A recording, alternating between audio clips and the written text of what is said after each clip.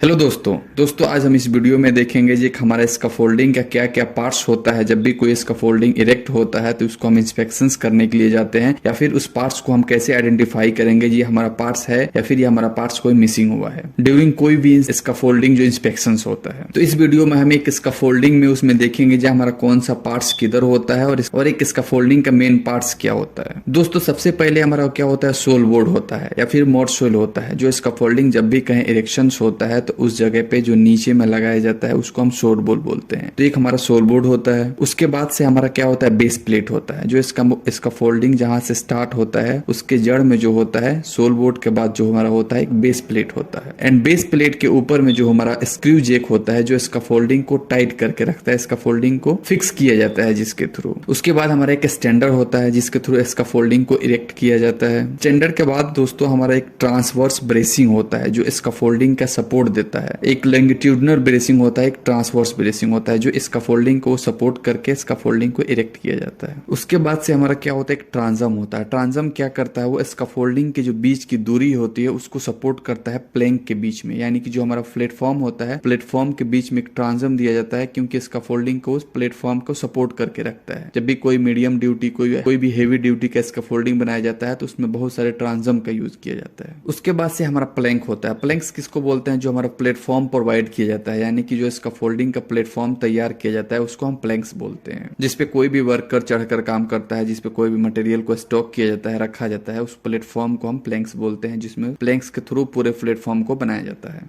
उसके बाद इसका फोल्डिंग में हमारा टो बोर्ड होता है। टो बोर्ड इसलिए होता है ये कोई भी मटेरियल वहां पे रखा जाता है, कोई भी टूल्स रखा जाता है, उसको प्रोटेक्शन से वो बचाता है, उसको फॉल करने गिरने से वो बचाता है। उसके बाद जो हमारा जो वर्कर प्रोटेक्शन होता है, मिड रेल होता है, टॉप रेल होता है। जो मिड रेल टॉप रेल होता है हमारे वर्कर को फॉल करने से गिरने से ये बचाता है। उसमें एक लेडर प्रोवाइड किया जाता है। जो लेडर हम प्रोवाइड करते हैं उसमें कोई भी वर्कर जो होता है उसके थ्रू लेडर के थ्रू जाता है, वो उसका फोल्डिंग में फिक्स होता है। एटलीस्ट लेडर जो हमारा फिक्स होता है वो 75 डिग्री एंगल पे उसमें फिक्स किया जाता है। और लेडर जो हमारा होता है प्लेटफॉर्म से 3 फीट हाइट में होनी चाहिए ऊपर की तरफ, यानी कि जहां तक हमारा प्लेटफॉर्म है, जहां तक वर्कर काम कर रहे हैं उससे ऊपर 3 फीट होनी चाहिए। उसके बाद हमारा एक कॉपलर होता है जिसको हम कॉपलर के थ्रू इसका फोल्डिंग को टाई किया जाता है और इसका फोल्डिंग को फिक्स किया जाता है। तो दोस्तों ये था हमारा एक इसका फोल्डिंग का पार्ट्स था जो हम किसी भी इसका फोल्डिंग में यूज करते हैं और इसको इंस्पेक्शन करते हैं।